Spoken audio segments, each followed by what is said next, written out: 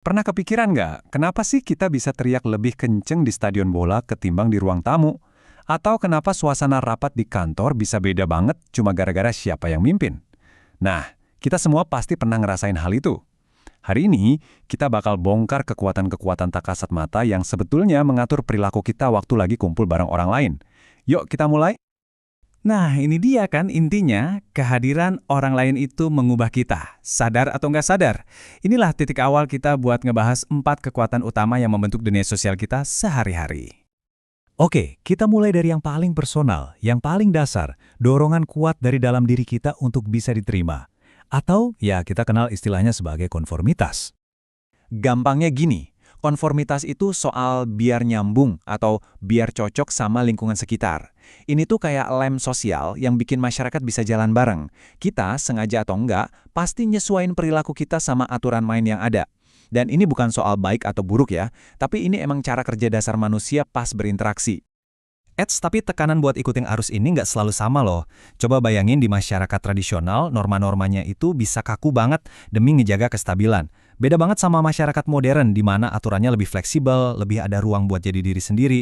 Meskipun ya, dorongan buat fit in itu tetap aja ada. Jadi kalau konformitas itu tarikan dari dalam diri, nah apa dong yang jadi pendorong dari luar? Disinilah elemen kedua kita masuk, kepemimpinan. Anggap aja pemimpin itu kayak kapten kapal buat sebuah kelompok. Merekalah yang nentuin tujuan dan ngasih semangat ke orang lain buat gerak bareng ke sana. Pengaruh mereka itu gede banget, bukan cuma ngebentuk tindakan kita, tapi juga cara kita mikir dan ngerasa sebagai satu tim. Pemimpin yang hebat itu biasanya bisa nyimbangin dua peran kunci ini. Sisi instrumental itu fokusnya gimana caranya kerjaan beres, bikin rencana dan pastiin semua jalan. Nah, kalau sisi ekspresif itu tugasnya ngejaga semangat tim, biar semua orang ngerasa dihargai dan termotivasi. Dua-duanya ini penting banget. Terus, gimana cara mereka memimpin? Setidaknya ada 3 gaya klasik. Otoriter, di mana satu orang yang pegang kendali penuh. Demokratis, yang ngajak semua orang ikut nimbrung. Sama laissez-faire, di mana tim dikasih kebebasan total. Coba deh sambil lihat ini, ingat-ingat pemimpin yang pernah Anda kenal. Kira-kira masuk gaya yang mana ya? Selain gaya, cara mereka memotivasi juga beda-beda. Pemimpin transaksional itu pakai sistem imbalan dan hukuman. Kamu kerja bagus, dapat bonus. Simple. Tapi, pemimpin transformasional itu lebih dari itu. Mereka ngasih inspirasi lewat visi, benar-benar mengubah cara kita ngelihat pekerjaan kita, bahkan dunia. Oke, kita udah punya individu yang menyesuaikan diri, dan pemimpin yang mengarahkan. Tapi, semua ini kejadiannya di mana? Nah, sekarang kita bahas struktur yang jadi rumah mereka, organisasi. Coba dipikirin, mulai dari klub buku di kompleks sampai perusahaan raksasa, itu semua adalah organisasi. Intinya, ini adalah sebuah kerangka formal yang bikin orang bisa kerja bareng buat mencapai sesuatu yang nggak mungkin bisa dikerjain sendirian.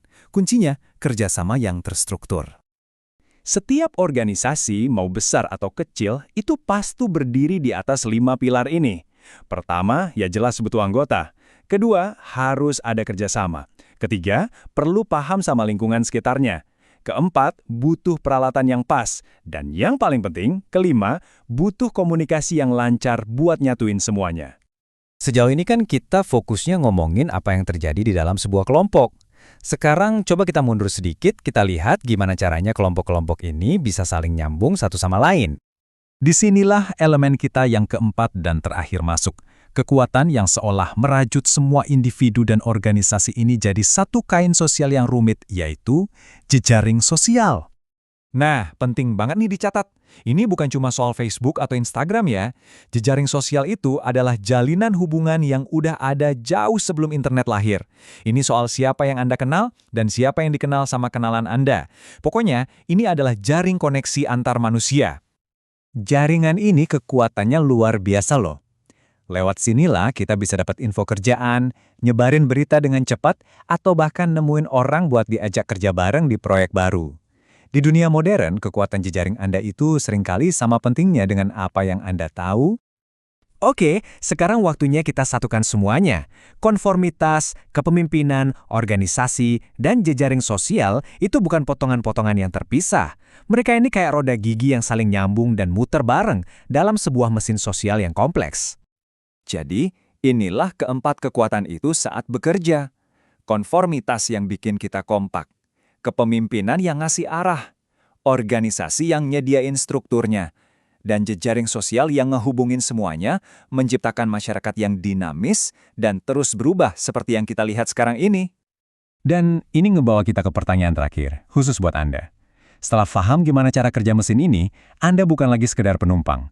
Anda bisa memilih untuk memimpin, membangun, menghubungkan, atau bahkan menantang arus yang ada. Pilihannya ada di tangan Anda.